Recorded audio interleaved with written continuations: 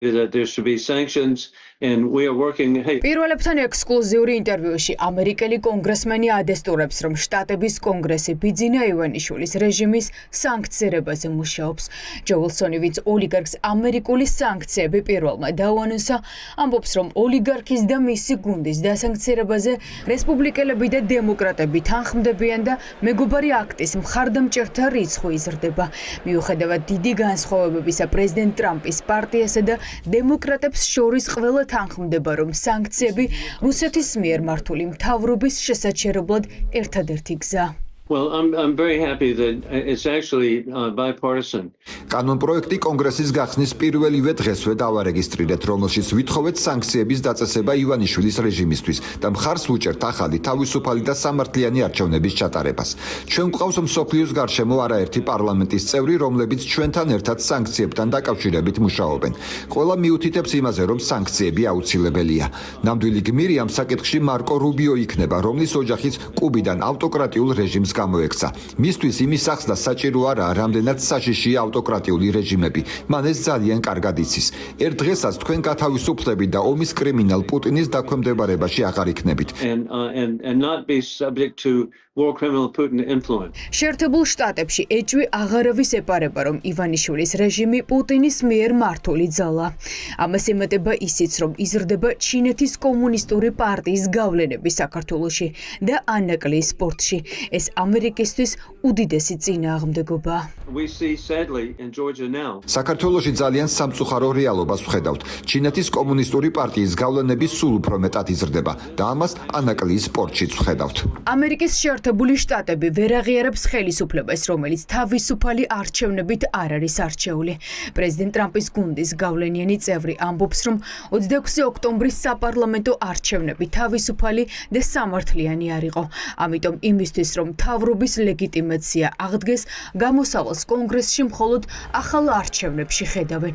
გამოდის, რომ ამერიკის მთავრობა ლეგიტიმურად მხოლოდ ახალი არჩევნებით ხალხის მიერ არჩეულ ძალას აღიარებს. Best would be indeed fair and free elections. საქართველოსთვის ახლა საუკეთესო გამოსავალი თავისუფალი და სამართლიანი არჩევნები იქნებოდა.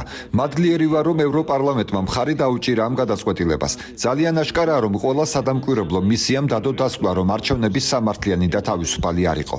ამერიკაში ერთი რამ ძალიან კარგად გვესმის. დიასპორისთვის ხმის მიცემა შეზღუდული იყო. თითქმის მილიონიდან მხოლოდ 34,000 ადამიანს ჰქონდა ხმის მიცემის შესაძლებლობა. თუ იტყვით, რომ ეს არ არის მნიშვნელოვანი ცდებით, მნიშვნელოვანია. ჩვენ მხარს უჭერთ პრეზიდენტ ზურაბიშვილს და მის გეგმას ახალ არჩევნებთან დაკავშირებით.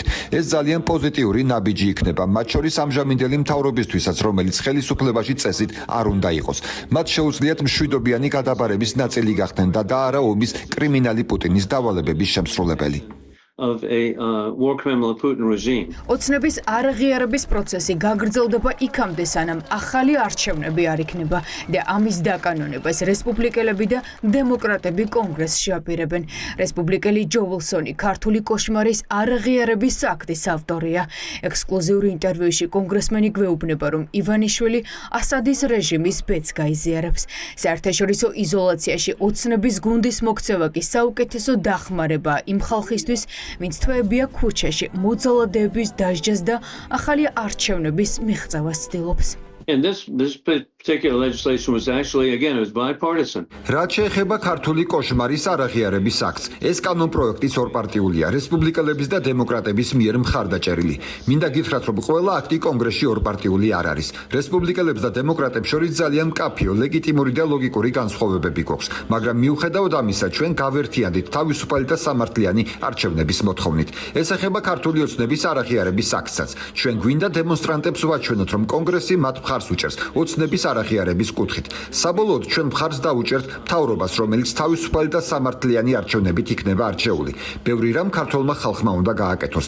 ჩვენ გავაძლიერებთ მათ, რომ გამოააშკარავონ კორუფცია და პასუხისმგებაში მიცენ ისინი, ვინც კორუფციაში იქნებიან მხილებულნი. მათი პროტესტი შთამაგონებელია. მე მქონდა შესაძლებლობა პრეზიდენტი ტრამპისთვის მეჩვენებინა მისი სურათი, რომელსაც აქციის მონაწილეები ატარებდნენ. მას ეს ძალიან მოეწონა. ის შესანიშნავი ადამიანია, ის დაიცავს დემოკრატიას და თავისუფლებას მსოფლიოს გარშემო. პრორუსი რეჟიმები დემოკრატიებს კლავენ. ეს არის მთავარი გზავნილი, რომელიც აქვთ ამერიკის შეერთებულ შტატებში. საქართველოს სენატორების და კონგრესმენების დღის წესრიგიდან არ მოხსნილა. პირიქით ფიქრობენ, რომ ახლა უფრო მეტი ძალისხმევაა.